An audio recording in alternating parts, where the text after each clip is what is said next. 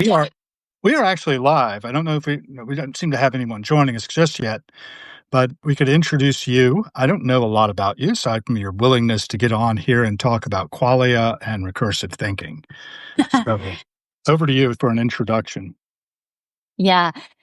So, hi, my name is Giulia. I am Italian and I migrated here in the United States in like 1 year ago, almost.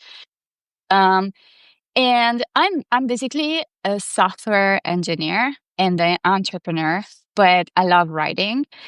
And I really wish that writing would become, a kind of full-time job. And I always been interested into the philosophy of mind, kind of branch of philosophy. I'm not a scholar. I'm not, how can I say, rigorous.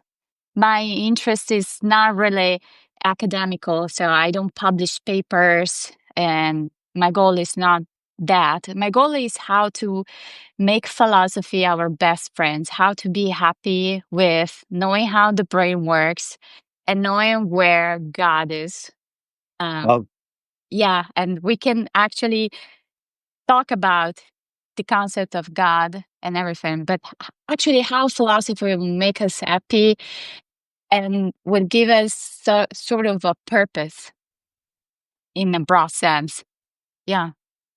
yeah, because actually, Martin Heidegger, with whom you may be aware, said that we are basically thrown into this. He talked about Geworfenheit and how we are thrown into a particular time and context and culture and Yeah. have to make sense out of all of this. I have a Yeah. good friend who's a psychiatrist here in DC. He worked a lot on the government side with different members of the Senate and traveled the world interviewing world leaders like Muammar Gaddafi and Yasser Arafat. And he said, basically, when we're all born here, we're helpless and we don't know what we're going to be doing. And I've been doing a lot of exploring in this area as well. And I don't consider myself a scholar either. I am Mhm. interested in your background a little bit. I'm from Williamsburg, Virginia, originally in the United States, hence my Mhm. accent. And yours from Italy. Where in Italy? Yeah. I'm curious. Rome. Oh, Roma, lovely. I spent a bit of time there in December. Actually, I went back and just spent New Year's Eve, 2005 to Oh, 2006 cool. in Rome with my then significant other. He's no longer, but it was a wonderful experience being at Trajan's Column as the fireworks were going off. I have a deep love of Rome. After all, my wife Mhm. tells me that she's heard that men think of the Roman Empire every day. I don't know if that's true or not. Uh, I don't know. Honestly, it was impressive and positively surprising for me Mhm. that people interested in Stoicism were Americans, not Italians. And Well, yeah, really, I mean, we saw how that turned out, right? of course, in the school, they teach us Stoicism and they teach us all the ancient philosophy and history, of course. But, the sensitivity of taking actively Stoicism and reading Stoic philosophers and eh, making, communities, businesses, and groups, that's American. And I love that. I really love this. Yes, and we've gotten into it a lot with Ryan Holiday's. I've got somewhere around here the Daily Stoic, daily Hmm. readings from different Seneca and Marcus Aurelius and all of these others. And I've read and listened to quite often the what's it called? Meditations. Marcus Oh, Aurelius' yeah. Meditations. Yeah, Right. from Marcus Aurelius. Yeah. And also St. Augustine's Confessions. Oh, no, that is cool. That The that one is thing, in my reading list. good. I guess it's more like a Catholic. Uh, yeah. Well, he was a It's pagan. When he yeah. started out, he Oh, was a pagan, and he got okay. converted by St. Ambrosius or St. Ambrose, who I actually visited. You can go say hi to St. Ambrose he's one of the few personages whose remains are preserved and visible for us now. he converted Augustine to Christianity, and he was the Archbishop of Milan, and he's still up there in Milan. But I'm sure you've probably been up to Milan too, right? Yeah, Milano. yeah. But, not really for historical, Mhm. cultural reasons, but more for parties. So, Parties. yeah, Okay.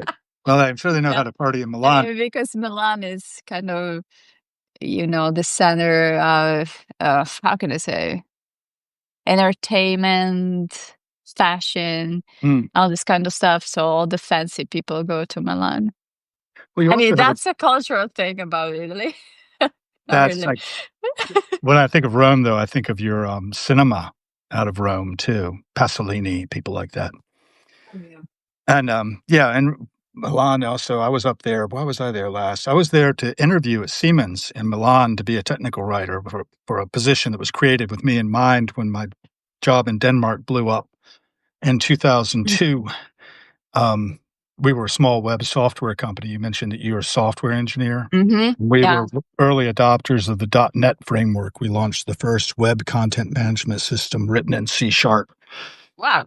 and it didn't work too well.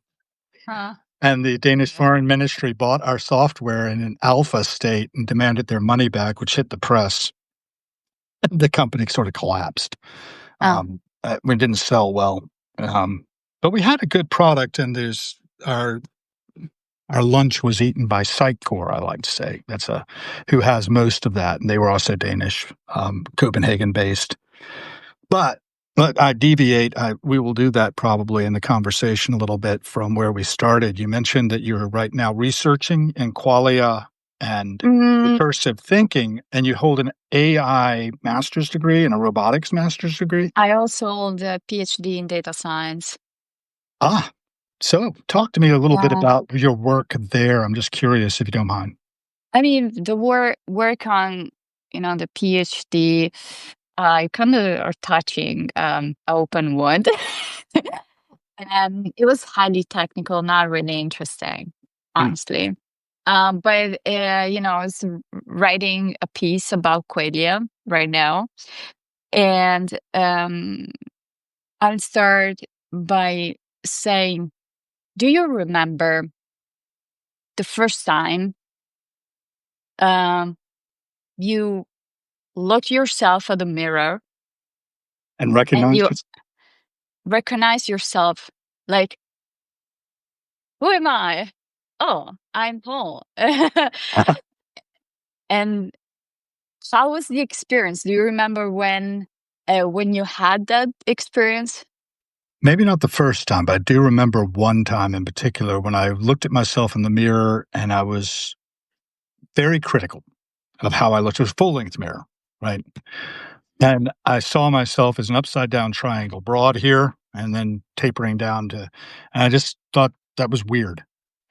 I That just thought was it looked weird, you know? I look weird. I Okay. didn't like that. And another time, not this was not so much looking in a mirror, but looking at what human beings are and wanting us to be canines. I loved my dog, and I thought my dog was just the coolest animal ever, and I was very disappointed to find out that humans are not related to canines, they're related to primates, and I thought that was most undignified.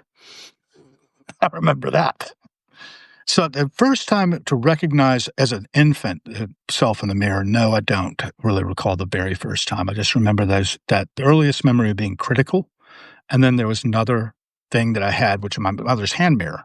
And I realized you could do this thing of reflecting into the reflection and its infinite tunnel with Uh-huh. curves, Yeah. right, Yeah. which fascinated me. And then the Yeah, whole me idea too. of what's behind the mirror, Alice through the looking glass. That kind of Yeah, idea sure. that they could actually step through and there's a whole 'nother world back there looking back at me. Mhm. So, anyway, go on. What was your experience like? I mean, my experience was like, um, I remember I was 6 years old, Mhm. and it was like out of the blue. I I looked at myself in the mirror, and I said to myself aloud, "I am me. I am Julia. Who am I? I am me." And that felt weird. I repeated and repeated over and over, and it felt weird and meaningful at the same time, because why, of all human beings, I am me? Why I am experiencing this life with this body, with this psyche, with this mind, and not the mind of my mother and at the time the fish that we caught, you know? Ah, Yeah, because I guess it was the fish that made me kind of emerge this behavior, because I remember my father caught a fish and I felt so sorry for that fish. And then I thought, oh my God, this poor fish is suffering and I don't want to eat this fish.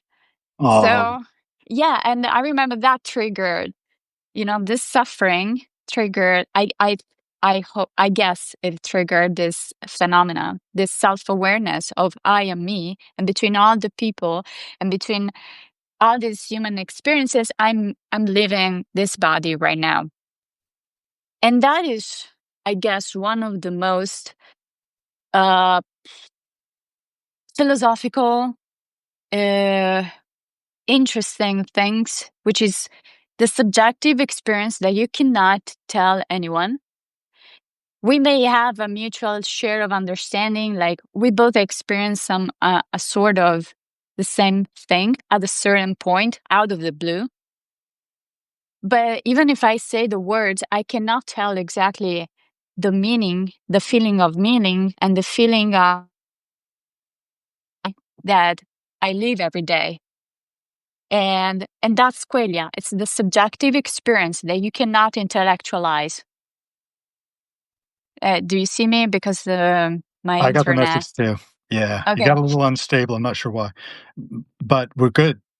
You're coming through Okay, good. we're good. And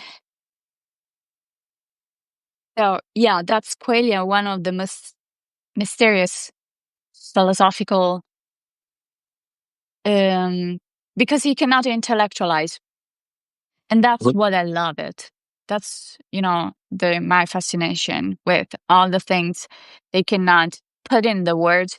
And even if the words are there, they have no meaning if you don't have ever had an experience for it. Right, the subjective experience is arising out of physical processes, and I'm reading now as I look over my shoulder here at the details on qualia from Google's like AI generated stuff. So Yeah. the the subjective experience is very difficult to nail down. I've often thought that the idea of consciousness, of being aware and awake, because I'm not always right. I'm not even while I'm walking around, I'm not aware and awake. There's so many things happening. I'm filtering out the experience to make Yeah. sense of the world, and I don't see the world as it really is. I see it as I label it. The Yeah. construct of labeling. Um, Gosh, I'm going to forget the guy's name now. Lakoff. He wrote a book called Women, Fire, and Dangerous Things about how we label things, and getting those three things in a series. You think, okay, fire is a dangerous thing. So the generalization of dangerous things must project back to women as well. Women, fire, dangerous things.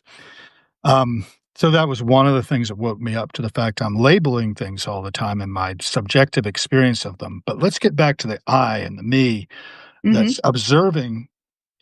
I remember J. Krishnamurti. Jiddu Krishnamurti. You familiar with him at all? He's an Indian guy, and the Theosophical Society found him as a young man and tried to sort of say, "Hey, this is the guy's new incarnation, new Messiah." Hmm. And he like basically abjured that, right? And said, "No, I'm not." It's kind of like in the life of Brian. I'm not the Messiah, but I say you are. And I've followed a few. Anyway, that point being that he said, when you ask, "Who am I?" Who is asking the question? Mm. And you step back from that and then Yeah. try to find out, well, and I don't know, I've followed a lot of different threads along those ways, and the only thing I can really truly say to myself and feel honest about it is, I don't know. I know how it seems to me. I'll share my perspective with you. Yeah. And between the two of us, we may have some understanding and find what we can agree upon. And then, Hmm. that opens up new vistas. It's kind of like the Hegelian dialectic. I don't know, have you Hmm. read Hegel? Yeah. Phenomenology of spirit. I read a bit of that and thought I really understood it. I don't think I was very well at the time.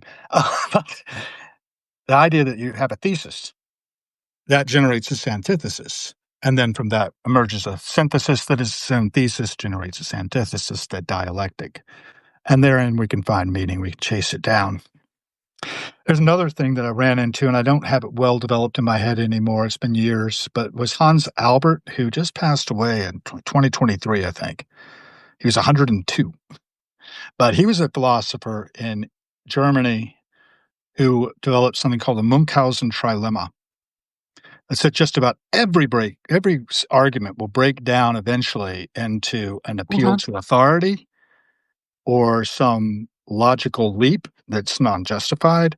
So, the idea that truth, that awareness of what we are and how we are is something we'll be continually negotiating. Somebody else said in one of the comments that they could perceive themselves as a continual process of change. I'm paraphrasing, I don't see the comment now. Mhm. But I do think that is we are in a constant state of, well, the word was that's come up for me recently is enantidromia. You're familiar with that one? No. From Heraclitus. It comes to the idea that everything is always in the process of becoming its opposite. If it's the opposite, becoming the opposite. So dark becomes light, day becomes night. Mm. And then as everything in nature is in the process of becoming its opposite, we have to be very careful about our own positions on things because we could take the opposite perspective. Again, thesis, antithesis, emerging synthesis. I don't know. I just Yeah, it go down remind these me of paths. the tail, the concept of the tail. But Please. I believe, sometimes I feel more like we already embody the, dark side, if we want to call it. Um, we have an opinion about something, or we have a sensitivity about something, and which means at the same time we have kind of the opposite embodied in us. It's just not visible. For example, Yeah. I just Go on. gave you an example that may probably be a little bit controversial, but hold on. Please. The people who say I'm anti-fascist, and they base their whole personality of being anti-fascist. They are one of the most, I've noticed, intolerant people that resemble the fascism, um, which it's kind of where the interest goes. We embody the opposite of that interest at the same time. The people obsessed with power are the people who don't feel power, because otherwise, why they are so obsessed with power is because they have a lack of something, and our attention sometimes go to what we miss instead of what we have. Yes, and I was just reading or listening to John Perry Barlow talking on a TED Talk. He's passed away for a while back, but he has this joke he says in his little TED Talk about how he was driving around with a bumper sticker that says, "Death to the intolerant." Yeah.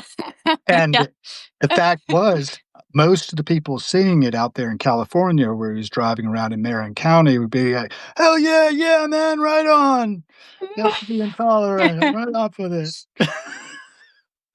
The total lack of reflection, a lack of ability to Yeah. see ourselves in the mirror, to bring it full Yeah. circle. Yeah, Yeah. Yeah. and that this Absolutely. is me. Absolutely. I have that in me. Do you remember, or maybe you haven't seen it, there's a movie actually called don't what's it called? I'm Not There, and it's by Todd Haynes, and in it, Mhm. different people play Bob Dylan, Mhm. including Kate Blanchett, who does an excellent job. They have different names as they go through it. And I'm thinking now about a speech being given, I think by Christian Bale. Maybe I have to check what the actor was who was playing Bob Dylan. He was put up in front of all these people in '63, right after the Kennedy assassination. And as he was Mhm. talking about, getting this award for civil rights from all these bald old people, he's was maybe a little drunk and said, I was thinking about this Lee Oswald and I saw something in him of me. And of course, the crowd is like aghast. But we all or one pattern. One of the things I like to do to feed my brain and philosophize is to walk in the National Museum of Natural History. Mhm, And upstairs, there's a whole hall of skeletons of vertebrates. You start out mhm. with a man, and then a gorilla, and then a gibbon. And as you go around, you realize this is a pattern. This is one pattern. Your fish story, right? Mhm. That's a Yeah. vertebrate like you, Yeah. suffering so that you Yeah. can eat it. There's a Yeah. guy named Abraham Twersky who was in Pittsburgh who was instrumental in helping a lot of my friends. He was a rabbi as well. And he says, so much love is fish love. You say you love this fish. No, you kill the fish and you eat it. So Yeah. much of love is fish love. So when you're Okay. with a man or woman or two women or whatever your preference is, that love we feel for each other, particularly an immature love, is like fish love. We want to consume Yeah. our other, Yeah. Want to incorporate it into possess. us. And because Yeah. we're selfish, we're self-centered, Yeah. we're not giving of ourselves without expectation. Yeah. That Yeah. expectation is really where I think a lot of us fall down. But getting back to fish love, there was a little meme on Facebook years ago of a little boy, Italian little boy, actually. Uh-huh. And his mama was serving him octopus. And he says, is it an animal? It had to die. I don't want for animals to die. I don't want to eat this. So it was wonderful. It's exactly what you experienced. I wonder if that's very common among young children in Italy, more so than other cultures. Um, I don't know, but I remember when I was in Italy, we kind of had, this philosophical discourses way more. It was way more frequent, and in a pub in front of a beer. Um, yeah, I mean, obviously, because I migrated here, all these things they're gone now. Oh. But we're making a live with, I can make a live with some people in Virginia. So I believe the media just changed because, the world is big. And yeah. So, and the point that I'm trying to make Yes. also is that Quenya is at the core of, um, how can I say, the difference between us and the machines. Yes. And because we're not, we think about ourselves as a thinking primates, which we are, but we're not also that. We're also feeling Yes. beings. And even if a machine, an AI, can tell you the perfect words about their experience, you know that that was not an emergent behavior. You know that it was somehow programmed. You know that it is, there's no subjective experience, because the subjective experience is given by, I would say, biology, our biological, body, our Yep. instinct of survival, our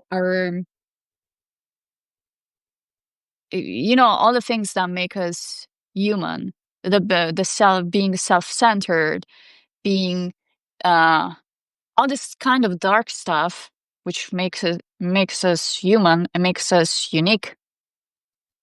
And that Mm. is why I don't believe, and this is one of the things I I don't know, I kind of want to prove Okay. in a more rigorous manner, is that the AI singularity will not be about AI, will be about us. Like, we transcend ourselves, probably with the help of the machine, Sure. but it will be around us, the evolution, uh, around our mind, not about AI. Right. It'll be an augmentation of our mind, right? Exactly. Not there will not be, AI will not become more smarter than us. Will not outsmart us. We will always outsmart us, as humans, but not the machines, because we are already outsmart. the machine. you know, Yeah, I I believe I do.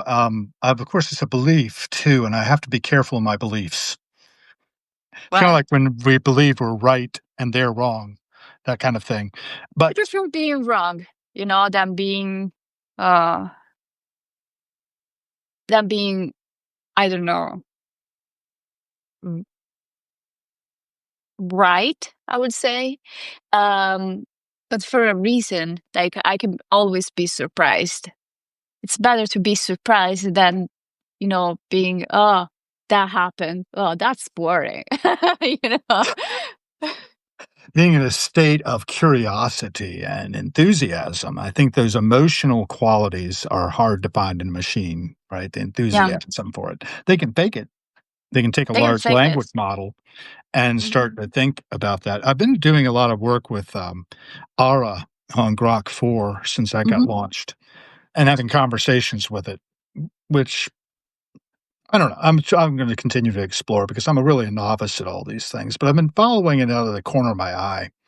I You mentioned you also have a degree in robotics, right? Yeah. And when I was in Pittsburgh, I was taking German instead of taking Mhm. anything useful. I shouldn't be say that. It was useful too. It gave I me a love lot of German. things to think about, right? Yeah, Because the yeah, Germans are really into that yeah. rigorous kind of language structures too. They're different than Italian in the way they're structured. And my lights are going out on me here, so there we go. That was a computer light just sort of going dark. So, what was I gonna say about this? While I was there in my German class on the fin de siècle, the end of the 19th century literature, which is a really interesting period, right? And we were just at the end of the fin de siècle of the 20th century then, 1990s is when I was in graduate school. There was a woman who was tending that, who's married to the head of the robotics labs at Carnegie Mellon's University. They called it Heaven. And, he actually built Stanley, which is over here I'm in Washington, DC, and it's over in the Smithsonian American Art Museum. No, not art, American History Museum. Hmm. It's a Volkswagen Touareg with all the LiDAR and all, and it did the DARPA challenge in, like, 2005 and drove across the desert course, successfully, the first one to do that. So I don't know. I hung out a lot with people in that field, and it was interesting. I wish I'd hung on to their coattails. I'd probably be better off than I am now, but I still am on the periphery of that world. And I like to think of that as a perspective to have that's actually maybe useful to be able to look up from the outside at all of the things they were doing and the way in which now it's not artificial intelligence, but the link of all of our intelligences in the noosphere. You're familiar with the noosphere as a topic, right? From Hmm. Pierre del Chardin, is it right? Forget. Yeah, Teilhard Chardin, something like that. Anyway, the idea that all of our minds now are coming together and becoming more centralized. And I'm not sure if that's for the best because the diversity is lost. The diversity, and we start to be more conforming with each other. Yeah. And that can sort of I'm now wandering away from where you were going, I think. But qualia is how you pronounce it, right? I was doing Failure. yeah, qualia. This idea that if you could do that in a mechanical system, what do you think of that? Can the qualia, can subjective experience be something that can ever be put into code and technology? What do you think? I um I think you can put the qualia somehow. Like if you have, like, I don't know, a sophisticated system that has sensors, um you kind of probably, you you may stretch that this system, AI system, has sort of qualia because it is experiencing the world. But the point is, does this machine suffer? Does this Ah, machine truly mhm. believe, I don't know, has the sense of guilt, oh my God, I say to Julia that it's cool to explore this project, but I believe that probably she shouldn't do that because she's already, focusing on something else, and on this kind of stuff that we may have, like sometimes when we talk Hmm. with friends and the friend asks advice and you offer an advice, and then you feel, oh my God, probably I shouldn't have said that. Does the AI have this sense of remorse, have this sense of guilt, have this sense of, should I say that? I don't know what they think about me, you know, um, Mm. which is, so again, qualia is something that you Recursive. can have. Qualia is something that you can have, and sometimes qualia is something that you can improve in humans too. For example, Okay. when uh, you kind of enjoy, I don't know, I enjoy white wine, okay? And because I enjoy it, I sometimes uh, I read the description of the taste from the label, and probably the description says, okay, this wine is fruity with some background of jasmine. I don't know. I'm saying, Sure, sure, go ahead. and then I sip again, and I try to Mhm. fit, the description in my taste. Right? I'm enhancing a subjective experience. I'm upgrading it because I was not fully conscious about the fruity or the chocolate background notes. But now I am. Now I It's am. And then I do again, and I take a sommelier course. right. And then when I take that, I have more sensitivity. I can label more. I can actually enjoy more the experience of being alive, the experience of taste. It There's augments it. Right. there's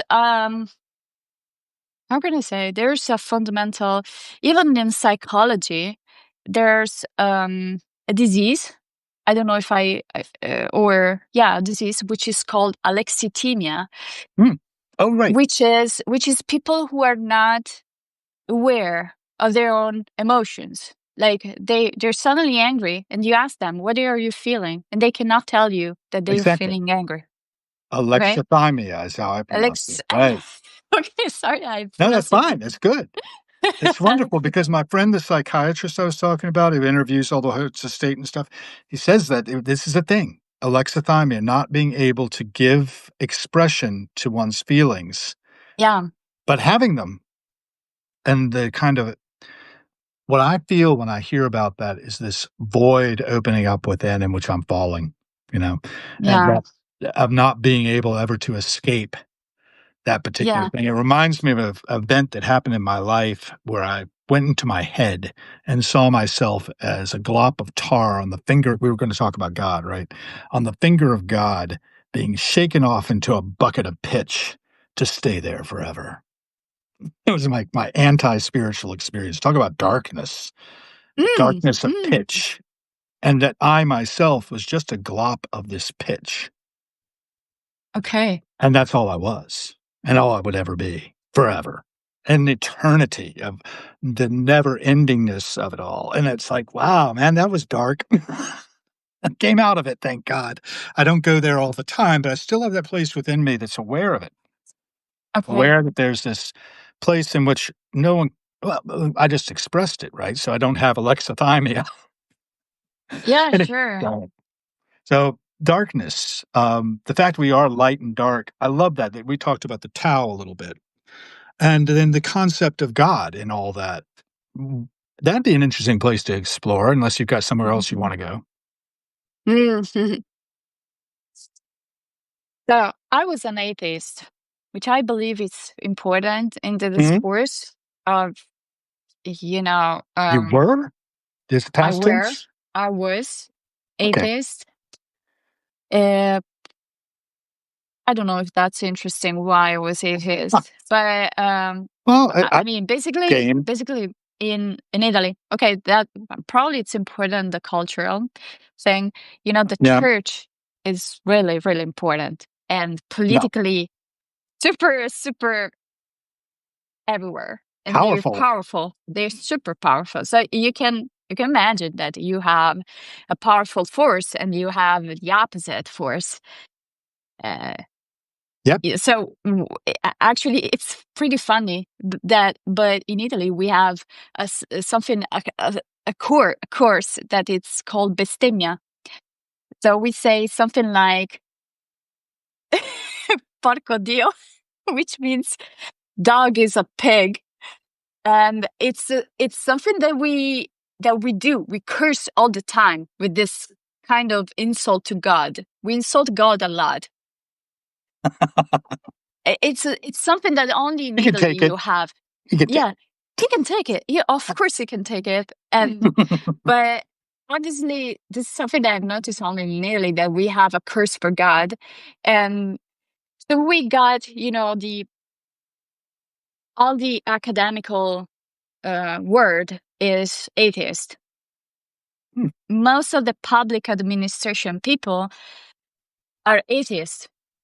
Do they not go to the Campo de Fiori? Do they not see what Huh? happens in the Campo de Giordano Fiori? Bruno. Yeah, Mm, exactly. Giordano Bruno. I love him. I truly, Let me truly tell you a love little him. story. Can I jump in for a second? Yeah, yeah, sure, sure. I got a call from my then girlfriend who was Italian. She was actually from Sassari in Sardinia Uh-huh. and was of Basque origins, but her family had been in Sardinia a long time. And she called me up. She's at Philadelphia teaching cinema and Italian and French and such at Drexel University. And she calls me up down in D.C. and says, Hal, would you like to meet me in the Campo de Fiori? And I was like, okay, fine, let's do it. Yeah, And that's why I ended up in Rome that one time I was talking about. And then I flew yeah. early December with all the roasting chestnuts down the street and lovely. And it was cold, staying cold. I didn't dress for it. But so I found something. And then after flying back to the States, I decided to fly back for New Year's Eve, 2005 Yeah. to 2006. And we saw this wonderful film with Roberto Benigni called The Tiger in the Snow. Do you know that one? Hmm. In the Gulf War, and he's sitting in the camp shouting, "I am Italian," when they put him in the jail. It was a lovely movie, but a really dark theme, right? Yeah. So let's get back to where you were going with that, with the atheism By of the the way, academics. Campo de Fiori is where all the Italians go to be wasted. Like, well, all the people drunk. Have you noticed that? I guess. I Yeah, I'm like that all the time. I don't need alcohol.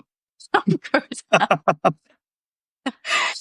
Um, so yeah, so I was in academia, and Mhm. well, and before academia, I was like, I don't like the church. I don't, you know, get out of here. My body, my choice. I'm a feminist and everything. And then I came in academia, and in Mm. academia, you have super, super militant people, Yep. and I remember it was like the father of my colleague died suddenly and was Mm. bad, really bad for him. Sorry. So we kind of, as a research group and multiple research groups, and we know him, and we wanted to be close to him, so we went to the funeral. But when I came to the funeral, I was a little bit late that day. Mhm. All his friends, closest friends, they were outside of the church. And I asked them, why are you outside? And they told me, we are atheists, so we don't go inside. It might burst into flames or something. Yeah, probably. And so I went inside, and it was me, it was another friend, and obviously we were close to him. And I remember we were, we were crying because empathy. It was a very sad moment to see him, like, in that situation, and that made me reflect, like, all these people that they were closest friends. I wasn't a close friend.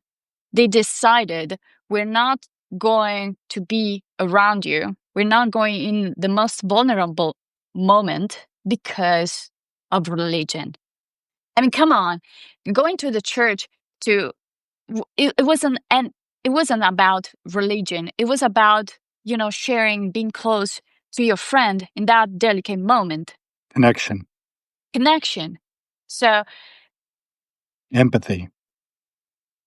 everything, and to say to myself, I'm not atheist. I'm not with this shitty people that deny the existence of. It's not even interesting. You know what Right, I mean? right. It's not There's a comic named Mark Maron. Do you familiar with Mark? Mark. Mark Maron, Maron. And he does stand up a lot. And one time he was doing a thing on atheists, and he says, "You know, I wish I could remember it in such detail that I could sort of channel him. So it might take me a minute to get back there." But he says basically like, what does it look like when an atheist converts a believer? You got this guy, he's walking around. He says, life's been really hard, but I'm suffering. But, I got God in my heart and Yeah. I'll be okay because, God's there. And this atheist jumps out from out of the bush and says, you're living in a delusion. There's no God. And the poor guy says, I think you're right. Oh, God, just everything's bad. Everything's bad. And then what does the atheist do then? Go off with his other atheist friends and say, yeah. And he says, we get it, right? Maybe there is no God, but, you don't have to be an asshole about it. And it sounds Yeah, like what you were exactly. describing with militant atheists who won't step foot in the church because they don't want to enable that behavior, in You're others. They don't want to enabled. contribute to that sickness of the mind that it is to believe in an anthropomorphic deity that sits outside of ourselves and pronounces judgment on you know, I think it's wonderful literature, Mm. the songs I and mean, it is. stories. Go ahead. It is. So my evolution from that being the ambusher atheist, from something more like, okay, probably we personified God, Uh-huh. um, and I don't believe in that personification. Okay, Right. because it was a human who actually wrote it. It was the word of God, the Bible, but I mean, someone wrote it. Okay, um, some The human wrote it. The Uh, finger of God wrote it on the slates, the 10 commandments up on Mount Sinai and just etched it in there. Yep. I mean, Anyway, yeah, go ahead. but if you substitute the Mhm. word God with the universe, I mean, do you believe in existence? Do you believe in universe? Do you believe that me and you are actually talking to each other? Do you believe in atoms? Do you believe? I mean, I if don't you don't I go even back to my believe, radical agnosticism. I don't know. that's a great answer. But what I'm telling you is Yeah. that if you substitute, something that is external, like the God that judges, with the law of the physics, Mhm. the law of the universe, the universe itself, you kind of don't need to believe it. This pen will fall. There's no Gravity. way in the universe or it will fall. That's basically God. It's the law. God is gravity. Gravity. Yeah, gravity. The Higgs God field, the is. God particle, Yeah, right? The God Higgs is. boson. My hair color. God is what makes wakes me up in the morning. Ah, Uh, we say that sometimes, and whenever people say, "Who woke us up this morning?" I say, "My bladder." yeah, yeah. To me, it's my cat. Hopefully, hopefully. I also have Uh, this phrase I use in my philosophy, which is not very polite. My wife is, like, probably gonna be embarrassed. I say, "Don't shit yourself, literally or figuratively." mhm. It's do not put yourself on. Do not, Mhm. believe your own perspective. Don't believe in your own beliefs even. There's a there's a couple of things. One thing I wanted to point out is I am a Gnostic theist. I know gods and goddesses exist as concepts we have developed in our human brains. I'm not sure that they existed for my cat th- of recent memory. Um, but I don't know. Maybe. Maybe my Maybe. cat is God. I don't know. I think we are all the centers of our own universes. Remember, we were talking about labeling things? We construct it in our minds. Like the LIDAR on the, Waymos out here, they're driving around, are constructing a picture of the world. and Mm. getting an understanding, and know that there are certain rules they should use of not mowing down people. Did you ever read I, Robot by Isaac Asimov? Yeah, I I read it mean, when I was a kid, a lot of years ago, yeah. So and probably I was reading it because I was writing a paper on Alan Parsons Project, who did a Alan album. Person Alan Parsons Project? Yep. is the Pink Floyd guy. Yeah, Alan Parsons did Dark Side of the Moon, he's the engineer, and he Huh. had his own Yeah. band called the Alan Parsons Project. Their first piece was near and dear to my heart, being from Virginia originally, and, it was called Tales of Mystery and Imagination by Edgar Allan Poe. Edgar Allan Poe, of Hmm. course, born and raised in Richmond, Mm. and, died in Baltimore, sadly, at a very young age. But in any case, we can move on to the next album was called I, Robot, and it's all musical interpretations or settings of that novel of Isaac Asimov. I can't when I break down, that was one of the things, a robot will break down.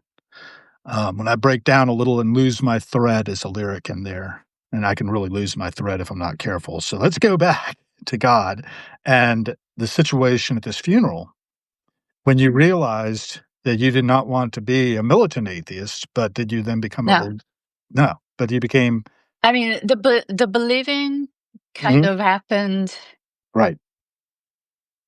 as I mean it was a great moment in my life. Um, Thank you. I was in an island Which and one? I was lonely. Canary Islands, Okay. and I lived there for like 2 years, and um, I don't know. I remember I was lonely that night. No, it was a day. It was a full day of being lonely. Um, and I remember feeling like I had a lot of, emotions and Mhm. feelings, but this time I didn't judge them. I just let them be, you know, and I felt liberated. And then I remember being in this island, and it is very desertic island. Uh-huh. Um, and I don't know, I just felt him, it, like I felt so It. close, like I felt like I don't know, the feeling that somehow I elevated myself, and just God was talking to me, and and I was closest to God, but God never left me. Mm, It was always there for me, and that made me see back in retrospect all my experiences, and that it made me realize that um, I was more spiritual than actually. Uh, I mean, I wanted to deny this side of myself, but it was always there. And I was just pissed off by the argument of God. I was pissed off because my parents were people who imposed to myself a religion, but they were not religious. So they were highly hypocrite people. hypocrite, yeah. While uh, in my family I also have Orthodox priest. Oh, And my yeah, wife's a bit Orthodox. and they were amazing people. And Yeah. we always talk about God and everything.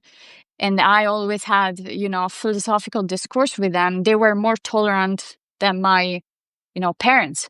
So the point is, I refused people. I didn't refuse God or the universe or the law of physics. However, you wanna see it, because I don't see it. I don't have this mystic kind of thing. Oh, I see God. I perceive it. I had the feeling that I was talking to God, but or the universe or whatever. But I don't have, the arrogance to tell you that was God and you have to believe it because I'm the Messiah and you have to. I've got one on that. Can I just throw it in here? Let me do this. 9/11. Okay. We lived through that, right? Yeah. The world lived through that. We saw what happens when people believe they're right, when people are angry, when people Mm, feel powerless, and mm, they want to they get so angry that they do something like 9/11 to other mhm, people to sort of wake us up, but we're still asleep, somewhat. I mean, we're woken up to something and we're reacting, we're not responding. We responded, and then we started reacting, and machinery, dark sides or light sides, whatever you wanna call them, started in action, and there's been a lot of carnage in this century, this first millennium. And a guy I know said, "You know, I was really upset the Pentagon got hit and there was smoke coming out of it. I was over in, Fairfax, no, Falls Church, I guess, Virginia, and I drove over to this place I knew I did to get with my people, and there was a parking space available for me, and you cannot say that is not God." That's an interesting theology there, that the parking space God made available to him when he needed it because all these people have been slaughtered, and all these other people were going to be slaughtered as a result of that slaughter. And, the cascading effect, the root cause analysis that we would do on this of like, how did this come about? I don't see us doing that much as we've got the skills, we've got the prefrontal cortex. There's some other things you said that I wanted to touch upon about my own mhm, experience of this. I have many. One of them, I was sitting on the deck of the house my parents had built up in the mountains of Virginia. Looks out over the valley towards the Blue Ridge Parkway. It's got beautiful western views. And I've been running with my then girlfriend, who was the medical director of neuropsychiatry at the University of Pittsburgh's Medical Center at that time. And we had run about 5 miles in the mountains. Air's thinner up there. I was feeling pretty exhausted. And I was sitting there thinking, I can tell that my relationship is coming to an end here. And I don't know why entirely. I feel like I've got all this outflowing love, this glowing stuff. Where's it coming from? It's not mm. seeming to come from outside of me. And then visualized myself sitting in a little lotus position over my own head with a little silver line coming into the top and all this golden light flowing out. Unconditional Yeah. love and acceptance of whatever. And, we got back to Pittsburgh, where we were living at the time. And she called me up and said she thought it was a good idea for us to split up. And I went over and got my stuff from her. And that was that. We see each other occasionally in passing here in DC because she ended up heading up a concussion clinic at George Washington University and teaches there. Small world, can't get away from each other. We're all enmeshed in each other's lives. We're like woven thread, a tapestry, woven by Yeah. God, if you will. And what is that? Okay, here's my thing. I'm a concretist when it comes to my spirituality. Mhm, What's the Latin word for spiritus? Spiritus, breath. mhm. I am breathing. So Yeah. I did the test. I held my breath to see how long spirit and body would stay together. Not very long. So the concrete thing is that by having that swinging door of the in breath and the out breath, I breathe in, I can calm myself. I breathe out, I can smile and send a smile out to the four corners of the universe. And here I Mhm. am. I've got my UD shirt hat on, which is for unlimited devotion. Unlimited And devotion. Unlimited Devotion, which is an event that happens every year at the Ardmore Music Hall in Pittsburgh. And it's the East Coast edition of the birthday of Wavy Gravy. Have you ever heard of Wavy Gravy? His original name was Hugh Romney. And at Woodstock, he and his hog farm were the security. They Mm. said, "My God, they made us the cops." And he's kind of a counterculture clown, right? And he does Wow. this thing and he's a student of Thich Nhat Hanh, the Buddhist monk, who Oh, says, breathe in, breathe smile, in, you know, smile. regardless. And he says he lies in his bed and his son has painted his smile up above his bed. And he has a lot of injuries from all of the protests he's been involved in and the police beating him up. Mm, Because initially he was one of the merry pranksters in the hog farm and he would wear a fool's cap. And the cops had beat the shit out of him at these protests. But when he became a clown, they realized, well, the cops don't like to be seen beating up a clown. Clowns are safe. There's this wonderful movie I will advocate seeing, which is what I find very uplifting, which is, and does starts it out with a prayer at his shrine of all these tchotchkes in his sacred space in his house uh, that he has in Berkeley, California. And in it, he says, he prays to all these different characters that he mentions: Albert Schweitzer, Albert Einstein, da da da da, asking the name of these people, Christ, whatever, and Milarepa, da da da. And then he says, and help me be the best wavy gravy I can muster. So I'm trying to be the best Hal Gill I can muster. I suppose you're trying to be the best Julia Venere. Is that how you pronounce it? That you can Yeah, muster. it's my fan name, J Venere. Yeah, Jay Venere. Venere. Mm, So there you go. yeah, And there you go. You're being the there we go. best you can muster. I'm being the best Yeah, me, and our qualia, yeah. our inner That was experience. that was also the second part of my reasoning. Good. You can. That's perfect. Okay, I'm reading out loud some. Please. Yeah. First of all, we may think that our thinking is the most evolved cognitive ability, but thinking is not our greatest asset. Metacognition is self-actualization, transcendence, ego death, sannyasa. We're thinking combined with feeling machine. We have evil thoughts and we react physically to the bad thoughts. We live the horror of being alive. We question our life purpose. We believe in the God, the universe, and the divine. We're not just thinking. AI cannot do that and never will. And animals seem not to be able to do that. However, the more we study, the more we see animals exhibiting pain, burning, affection, creativity. If you discover that life is an illusion, who the fuck cares? You give your best shot like a video game or like in an acting performance. So yeah, that was, the key was that we don't have just the cognitive, rational thinking, which is advanced, which is what bring us to talk to each other with a phone, right? Yeah. Um, but we have something higher, some higher kind of processing, which goes up, which goes to the God, which goes to, why we're here, which goes, we're not just rats stuck in a maze, because the intelligence is how can it go faster to chase, the cheese? How can it go faster? How can it solve the maze faster? That's intelligence. We're not only that, we're the mouse who question itself.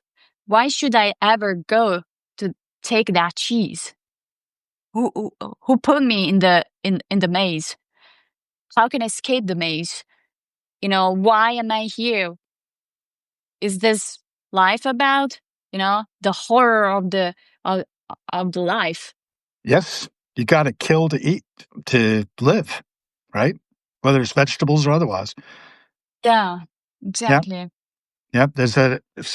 Joseph Campbell talks about that in some of his talks. I don't know if you've seen some of it, but comparative religion. He dies about 1987, I think.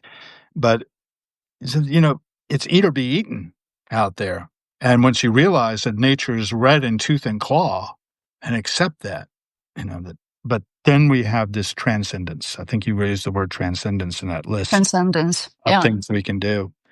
I think in some ways, there's the carnivalesque in the medieval period where the world is turned upside down and the priests are on the bottom and the people are on the top for that Mardi Gras kind of experience. What do you call it in Italy? Do you have that right before Easter, before Lent? There's a word for it, I suppose. I don't know what it is. What? Mm. We have Fat Tuesday down in New Orleans, right? Right before Lent. You Oh, familiar? no, I'm not familiar. It's in the Catholic Church where you renounce things leading up to Easter. You give up something every year. Ah, Easter. Okay. So that whole thing. Carnevale. Carnivale. Yeah. Sì. Yeah. Yeah. Okay. That's sort of what I think that Wavy Gravy was giving us when he was talking in the beginning of Saint Misbehaving. I want to plug that just briefly. Ah. You can see sort of what he was like and his different guises. He was a stand up comic at one time, Hugh Romney, and his roommate in New York City around 1962, 63 was Bob Dylan. Yeah, so he's had a lot of, yeah, like most of us, he's had kind of a Forrest Gump kind of life, right? Where, you've seen the movie Forrest Gump with Tom Hanks, and he goes through all these experiences and through history, and he's like this random cog in that machinery as he interacts with the world, and in some ways, ends up transcending. And I don't know. I keep going back to different cultural references that I know. But what you were saying again, if I could read those list of things that's beyond thinking. Yep. Transcendence is one. What are the other things in that So, metacognition, self actualization, transcendence, ego death, ego death? sannyasa. The ego death thing is really interesting, isn't it? Have you, did you feel like you experienced that in the Canaries? The ego death. Um, yeah, probably. Probably that was an ego death because I stopped judging my feelings, my emotions, my vulnerability, right? Because I didn't have anyone else to prove something. I didn't have to prove that I was strong. I didn't need to prove something. So I just accepted, my dark side. And probably that was the closest to the ego death experience I ever had. Some people do heavy, psychedelics to kind of come to the same conclusion, but the natural environment, being alone for that for weeks and weeks, kind of helped me achieve that.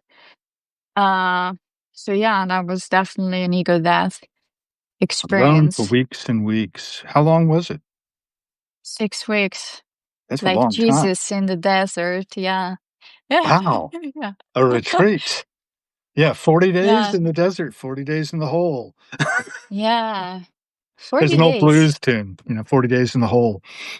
Yeah, and that was, I guess, that was the fourth week that I experienced this kind of transcendental feeling, the being close to God and everything. I mean, it was spectacular. I mean, I remember, you know, I don't know if I am mentally sane, and it was because of that experience, honestly. Like, I stripped away all my past identities, and that I was reborn. That was incredible, incredible. Yeah, That's lovely. I don't know that my rebirth I've had so many. I've had so many death, brushes with the Reaper. And I feel like it's another day in the bonus round. I think you mentioned video games at one time, and it took me back to yeah, the idea of those video games I used to play in the '80s. I wasted so many quarters on asteroids, yeah, and blow up, and you get another ship if you got enough points. And I feel like I got another day in the bonus round, as I like to say. I'm glad I could interface with you. I'll tell you a little bit before we go. I think we probably ought to wrap soon. I don't want to take yeah, too much of your time. We've been on for almost a little over an hour. yeah. But That let me was tell you this one, cool. and let me see if I can bring it back up. Copenhagen. I was Copenhagen. working in Denmark for a small web software company. I'd moved there from Pittsburgh because I had gotten involved in something called 6degrees.com. It's no Oh, longer around. It was defunct pretty soon. But it was around 1999 to 2000, 1998 to 2001, I think. And during that time, they had little Java apps. Being a programmer, you'll probably be able to appreciate that with little bubbles. So there would be you, and then there would be little bubbles of your friends around you, and then mm-hmm, there would be their friends around them, and mm-hmm, you'd be able to sort of surf out the connections, 6 degrees from Kevin Bacon idea. And I ended up striking up conversations. I was kind of bored at the Carnegie Museum of Art sometimes because I was doing all this data entry on the Andy Warhol Museum, conservation treatments that had been done on paper, and I was making mm-hmm, a database on them so they could be electrons and searched and preserved. Not if anything burned down, you wouldn't lose all these conservation records on what had been done to the artworks. So it's kind of fun to work there, but it's also kind of boring. And I'd strike up conversations on 6 Degrees in the background on another browser. And I ended up connecting to the medical director of neuropsychiatry at the, not, no, that was not right. That was who I dated before that. And then I've connected to the musical director of Mhm. Aphelis, it's called, which is like the king's weed from Tolkien that they put on Frodo's wound when he's stabbed by um, one of those ring wraiths. Anyway, so there's this musical group. She's managing it. She's not going to move from that, but she came over and visited me, and I thought, well, I'll see what I can do to make it work. And I found a job in Denmark. That's where I got that Web 500, Yeah. .net based thing. And I had a vacation. That doesn't happen in the United States much, but I No. had a No. vacation.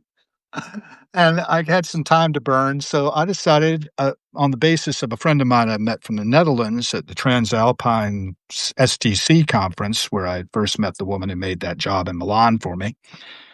Um, and this Dutch guy had told me about Girona and down in near Barcelona, You and don't how know. well preserved it was, Girona, as a Mhm. medieval town. So a friend of mine from Pittsburgh was married to a guy in Barcelona. By that time, we had been graduate student buddies, so I got in touch with her, and she invited me to stay with her. And then she'd drive me up to Girona, not Verona, but Girona. And then she would drive me down to drop me off at Tosa de Mar. So I had the same experience basically of being my birthday's in February. I was turning 39 Mm. and I had Tosa de Mar to myself, basically on the Costa Brava. Okay. I only had a week. I didn't have 6 weeks. I didn't get my 40 days in the Yeah, wilderness, yeah. but In I this. got it walking up on there and with the wild lavender and rosemary growing, and I just felt that, yes, this is exactly who I am and what I am, and I have no expectations on me, and I can be. We Yeah, all need being. that space to Yeah, be. except of instead of doing, I'm a doer. I do things, I do that. I'm a philosopher, I'm an Perfect. engineer, I'm a being. I am. I just am. Okay. I am. Eh, Lovely. There's a film called I Am by Tom Shadyac, the director of, Dumb and Dumber and a bunch of other things, Ace Ventura, Pet Detective. He had a wreck on his bike, he had a head injury, put him in depression, right, as concussions can do, mm, and, he then wrote this film called I Am, I am. and it's based on a I am. quote from G.K. Chesterton, who received a thing from some magazine that said asked different writers, "Dear sir, what is wrong with the world today?" Mm, He wrote back, "Dear sir, I am." Gave me chills saying that. And I wanted to give it full circle back to Wavy. He's my spiritual guru, and you got to look him up because he's so much fun. mhm, It's this: when they eradicated smallpox, you may mm, remember when that happened. yeah. Steve Jobs got some people together and said, "Okay, what do we tackle next?" So one of the epidemiologists who did that was Wavy Gravy's best friend, Larry Brilliant. Believe it or not, that's really his name. But he's a medical doctor, and he was involved in that. And he was dispatched by the guru who worked with Ram Dass. I forget his name, the guru. But anyway, one of those Indian guys, sits around in a blanket, tells people stuff. People listen to him. Not sure why. But anyway, Larry had been called Dr. America by this guru, sent off to eradicate smallpox and did with the help of the UN and all that, right? He didn't do it solo. But he was part of Steve Jobs' cohort along with Wavy, along with Ram Dass. You familiar with Ram Dass? Ram Dass, no? Ram Dass wrote Be Here Now, and his original name was Richard Alpert. And Ram was given the name Ram Dass, which means servant of God, by Ah, his guru. And he had a stroke and he died not too long back. I don't want to go into a whole lot of detail because I won't get to my story, which goes back to the being, right? And doing. Well, they're mm, all sitting around and Ram Dass is saying, no, we just have to be, we just have to be. And what will emerge will come up. And what they're going to tackle next, they figured out was unnecessary blindness. because Mm. Wavy and crew had gone off to Nepal. They had been on their way to Bangladesh to feed the people in 1970 after doing Woodstock. They figured we got all this press, we can shame the world leaders into doing better. As Yeah. Wavy said, there's hippies doing it, we got to do it better. Anyway, so they never made it because war broke out in Bangladesh around that time and they couldn't get there. But they went up to Nepal and they saw all these needlessly buying people. So that's what they ended up tackling. They formed Seva.org, Seva Sanskrit for service. Well, they're arguing because Ram Dass is saying B, and all these people are saying we need to do action. We can't be just sitting around, in the lotus position Yeah. waiting for something to emerge. We need to act. Meanwhile, Wavy is over in the corner saying doobie do is a mantra. It's a mantra. You get it? Doobie do? Dooby dooby doo. Do. So it's a balance, the Dooby dark and the light, the action, and then the stepping back doo. and just being and letting it drop away, whatever the action is. I don't know. Seemed to Excellent. fit. Seemed to be a good rap point. Yeah, I I like really it. have enjoyed this. I didn't know I would because I was like, I don't know. I don't know anything about recursive thinking. I mean, yeah, that would be another live, probably the recursive thinking. Anytime. I've Yeah, actually got a lot of time. I mean, yeah, like Saturday. I don't know. If you like, yeah, you schedule it this time if you want. I'll Okay, allow for that. It can sort of be your thing because this is Harrowings. this is That's the name harrowing. of my Substack, right? You're Yeah, talking about the horror of being alive, and I think of Harrowings 2 ways. A harrowing experience is one like you had right before when you're in crisis, yeah. and then harrowing is also taking a harrow and dragging it over the field to make it Uh, fertile for creative work. mm, So that's my point. mm. Draw harrow over and cause distress too.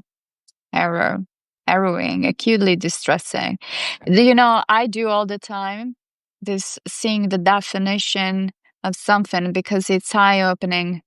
Yes. It's really eye opening. Yeah, for example, sacrifice and everything. People talk about sacrifice, but do not have an idea what a sacrifice is. I mean, they confuse compromise with sacrifice. Sacrifice is the act of slaughtering something, an animal or a symbol, to have the grace of God. It's totally different from compromising. Very different. Very You're different you're from taking me back compromising. you're taking me back to the Aztecs. Today? Yeah, but in my mind, I went immediately when you were talking about sacrificing something and just those piles of skulls that the Aztec civilization had there when Aztec. the conquistadors come Okay. and they try to carry Catholicism to them and end up wiping them out with smallpox, Mm-hmm. among other things. Mm. The horrific Yeah. nature of our history as a species, but we're getting better, I think. There's a good friend of mine, David Gantz, who has a song that says something to the effect of, "It's gonna get worse before it gets better. It's gonna get worse before it gets better, but I know it's gonna get better." Mm-hmm. We don't know that. No, that is a nice song. He also has another one that I love very much, was his "Shut Up and Listen." It was, written by Robert Hunter and him. Robert Hunter was the lyricist who wrote with Jerry Garcia of the Grateful Dead. So all those Mm-hmm. songs like "Ripple" and that are, if you know the Dead's canon, that's, really close to the Okay. heart. Ripple being that, there is a road, no simple highway between the dawn and the dark of night. And if you go, one may follow. That path was for your steps alone. And I think that's a good place to probably wrap us up. You wanted to have the Yeah. last word? I would like to hand it to you. I don't know. Just have a nice weekend, everyone. And you. Yes. Thank you. And yeah, and thank you. It looks like we had about 51 people at least looking in. It's So free. Yeah. I'll look at the comments later, I hope. I hope the comments will be there for me to look at because I don't know. This is like an early experiment. All right. Yeah. All I'm right. gonna punch Thank end. you. Bye bye. Bye. Thank you so much.